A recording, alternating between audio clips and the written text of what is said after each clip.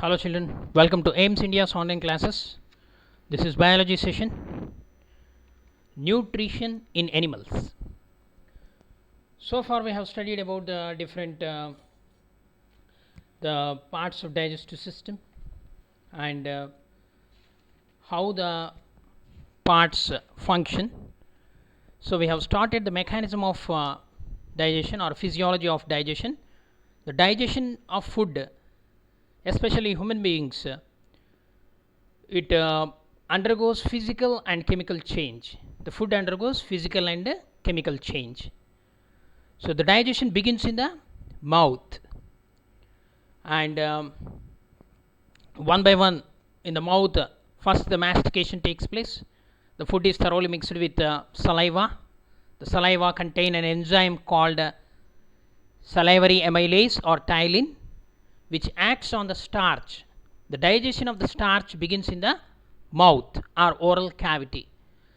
Then the food passes into the stomach through esophagus. Esophagus or the food pipe. Mucous glands are present. There is no process of digestion. Only the action of ptyalin on starch continues in the esophagus. The food is pushed by a peristalsis process into the stomach. Okay, and in the stomach also we have discussed there is physical and chemical changes takes place in the stomach. The stomach contains or produce the gastric juice. Gastric glands are present. The gastric juice contain an enzyme called ptyalin, and it also contains an acid, that is hydrochloric acid. That hydrochloric acid acts on the food material and kills any harmful bacteria enters along with food. It also activates the enzyme pepsinogen, converted into pepsin in the presence of HCl. And the protein digestion starts by the action of pepsin in the stomach. It acts on proteins and converts it into peptones. Okay, proteins are converted into peptones by the action of a pepsinogen enzyme. So let us see further how the digestion proceeds. Digestion in the intestine. Intestine means it is the small intestine. From the stomach, the food slowly enters into small intestine. At the junction of small intestine and the stomach, there is a valve that is called pyloric sphincter, which allows only small quantity of food. What do you call the food which is partially digested in the stomach? The pulp like formation of the food takes place in the stomach, which is mixed with the hydrochloric acid. So it is called chyme. Chyme is slightly acidic in nature. Chyme is slightly acidic in nature. Okay, so that chyme enters into the small intestine. The small intestine is a coiled tube about 7 meters long. The food remains in the small intestine for about 3 to 5 hours for digestion and absorption. Means the remaining total process of digestion completes in the small intestine. Okay, next, the food in the first part of small intestine, that is called duodenum. It is acted upon by secretions from digestive glands like liver, pancreas and intestinal glands. So intestinal juices. The food mixed with the bile juice, and pancreatic juice enters the small intestine. So in the small intestine, the food is acted upon by intestinal juices that contains various enzymes that help breakdown of food particles and digest them. Okay, so here directly the food from the stomach enters into the small intestine. So this is the first part of small intestine, duodenum. The maximum part of digestion takes place in this duodenum. Into the duodenum, uh, bile juice from liver and pancreatic juice from pancreas released into the duodenum. So the food is thoroughly mixed with the digestive juices, that is bile juice and pancreatic juice. Along with that, the intestine, small intestine also release some enzymes in the form of intestinal juice, that is also mixes with the food, and the process of digestion takes place. That's why the food will retain in the small intestine for 3 to 5 hours, so that the process of the chemical reaction, the digestion, takes place in the presence of the enzymes present in the digestive juices. So in the small intestine, first the proteins break down into amino acids. Okay, so the bile juice, especially here, the proteins and amino acids are broken down by bile juice. This is the wrong statement. Bile juice helps in the emulsification of fats, not proteins. Okay, so the bile juice helps in emulsification of fats, means the fats which are very complex compared to carbohydrates and proteins, they are converted into microcolloidal substances, small particles of the fats, by the action of bile salts. Okay, that is sodium cholate and sodium deoxycholate, these two salts. So that will help in the process of okay, what do you call emulsification.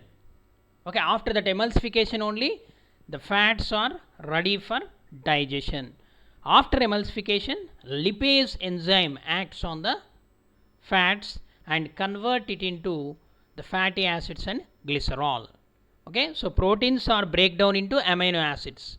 Okay, amino acids are the end products of digestion of proteins. Okay,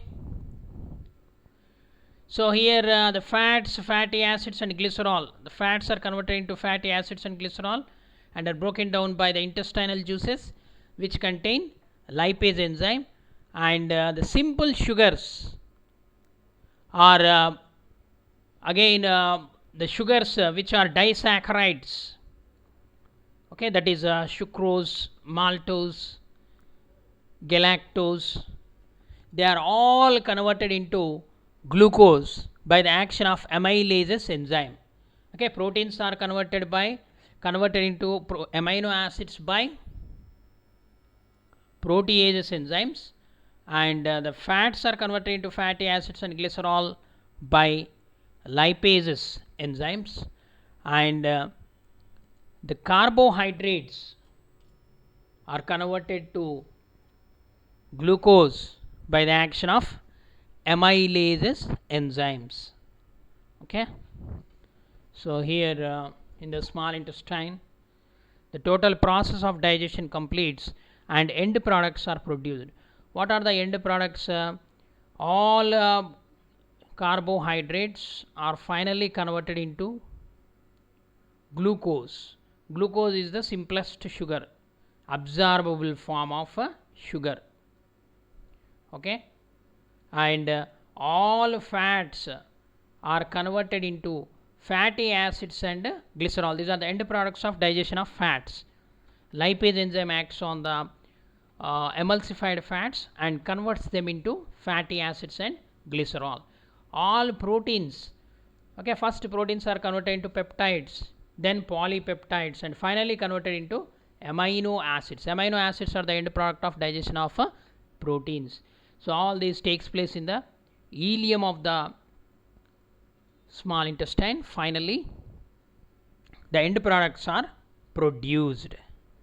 Okay, so in the duodenum the maximum digestion takes place, then jejunum, and finally in the ileum the end products are produced.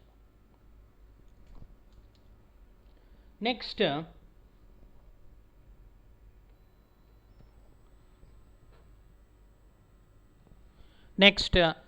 let us proceed. Digestion. The enzymes in the intestinal juice and their functions, let us see. Amylase. Amylase means the enzymes which digest the carbohydrates. These amylases are digestive hydrolytic enzymes which digest the carbohydrates. So amylase act on the starch which remains undigested by the salivary amylase, converting it into maltose. Okay, starch is converted to maltose in the presence of which enzyme? Amylase enzyme. Then trypsin. Trypsin is the enzyme present in the pancreatic juice. It converts the proteins into peptides. Then lipase. Lipase acts on fats and converts into fatty acids and glycerol. Here fats means emulsified fats, you have to remember. Okay, the fats are not directly acted upon by the lipase enzyme. Only on emulsified fats this lipase shows its action. Okay, because they are more complex compared to proteins and carbohydrates. So here the semi-digested food that then enters into the next part of the small intestine. So that semi-digested food, it is called as chyle. Previously in the stomach we call it as chyme, which is acidic in nature. Now it is called chyle. It is somewhat basic in nature because some bicarbonate salts are also present in this pancreatic juice, will neutralize the action of that HCl. Okay, because these enzymes require a medium, a pH. Okay, for example, the pepsin requires acidic medium, acidic pH. Okay, so that the pepsin shows its action. Now the remaining enzymes they require some basic medium, so some salts are added. Okay, so that's why it's a biological system. It is the naturally designed in the system, in the body. Okay, the semi-digested food then enters into the next part of the small intestine, that is called ileum. It is a terminal part of the small intestine. So in the ileum the digestive process is completed. Final end products are produced. What are the final end products? All carbohydrates are converted into glucose. All proteins are converted into amino acids. All fats are converted into fatty acids and glycerol. Okay, so different enzymes contained in the intestinal juice. Intestinal juice is also called succus entericus. A group of enzymes are present like maltase acts on maltose, convert it into glucose. Okay, then lactase enzyme which acts on the milk sugar lactose and convert it into glucose. Nucleosidases and nucleotidases which converts them into, okay, again sugars, simplest sugars. Okay.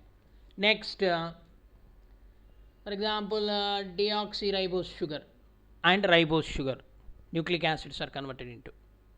Next and all these enzymes finally produce the end products. The digestion process will be completed in the small intestine, that is ileum. Okay, now large intestine.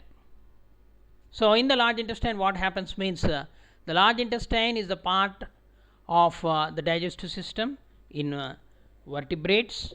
So after food is digested, water is observed in the large intestine. Which water? The water which is present in the undigested food material. The waste food or the substances that need to be removed from the body are stored in the large intestine after absorption of water. The large intestine is about only 1.5 meters long and consists of the three regions. They are cecum, colon and rectum. See, this is the large intestine. There is no process of digestion in the large intestine. In the large intestine, after the digestion and the end products are produced, the undigested food material is passed into the large intestine from the small intestine. Okay, so that food material which containing the water is reabsorbed in the large intestine. This is the large intestine. The main parts are cecum and colon. Colon is divided into transverse colon, ascending colon and descending colon, and finally sigmoid colon. These are all the parts of colon. And rectum. In the rectum, the undigested food material which is concentrated in the large intestine is stored temporarily, and with the help of the muscular action it is pushed out through the anus. That is called defecation. Okay, first absorption, then defecation. So digestion is completed. As soon as the digestion completed, then the process of absorption begins. So it is the process by which the products of digestion are carried into the blood and to be supplied to rest of the body. Okay, so here the intestinal villi play very important role. Intestinal villi play very important role in the absorption. Okay, so the small intestine offers a large surface area for absorption. The apparent surface area is increased several times, 3 to 12 times, by the presence of finger-like projections called villi, okay, which project into the lumen of the small intestine. These villi are richly supplied with the network of capillary blood vessels, okay, and the lacteals, lymphatic vessels. The epithelial cells, absorptive epithelium is present in the villi of the small intestine. These are the villi, finger-like structures. They are present in the ileum of the small intestine. Okay, they help in the absorption of digested food materials. With the help of this single layer absorptive epithelium cells, and that is absorbed into the blood vessels directly. These lacteals helps in the absorption of fats and fatty acids. Okay, and even glucose is also simply absorbed into the blood, and it is passed to the mixed with the blood, and these arterioles will supply it to the all cells of the body. Okay, this is absorption. Okay, next, the most absorption takes place through the villi. In the center of each villus, a singular of villi and a vessel called lacteal. Just now we have seen in the image. Okay, a vessel called lacteal is present, which is filled with lymph, a colorless fluid, and around the lacteal a network of capillaries is present, by means of which blood is brought very near to the surface of the membrane of the small intestine. Okay, see here, a thin epithelium lining is present. This is the cross section of villi. Okay, each one is called villus. Villi means plural. Okay, each villus. So here thin epithelium, one cell thick to increase the diffusion rate.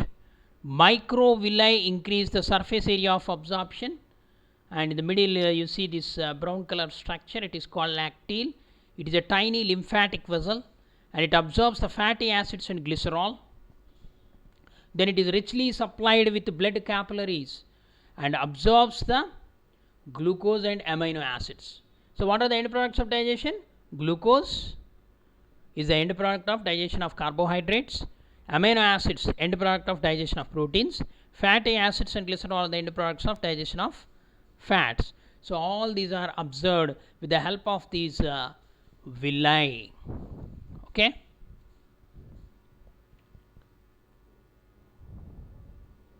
okay children, this is the absorption. thank you for watching our video. Please subscribe our channel and press the bell icon for receiving latest updates.